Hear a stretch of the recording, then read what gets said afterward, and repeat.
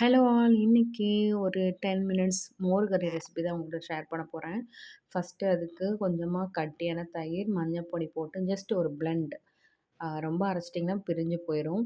அதுக்கப்புறம் கொஞ்சம் உப்பு போட்டுட்டு அதுக்கப்புறம் வேற ஒரு பாத்திரத்தில் தேங்காய் எண்ணெய், கடுகு, கருவேப்பிலை, அப்புறம் காஞ்ச மிளகா, கொஞ்சமாக தக்காளி பேஸ்ட்டு போட்டு அது நல்லா வசங்கினதுக்கப்புறம் இந்த தாளிப்பு எடுத்து இதில் போடணும். தயிர் எடுத்து அதில் ஊற்றினா பிரிஞ்சு போயிடும்.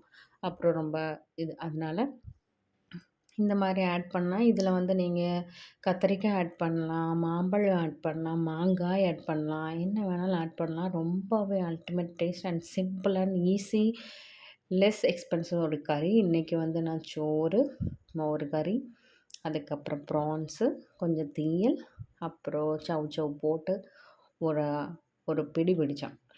ஓ ஐயோ பொண்ணே சூப்பர், அடிபொலி. நீங்களும் கண்டிப்பாக ட்ரை பண்ணி பாருங்கள். அடுத்த ஒரு விசேஷமாയിട്ട് நாளை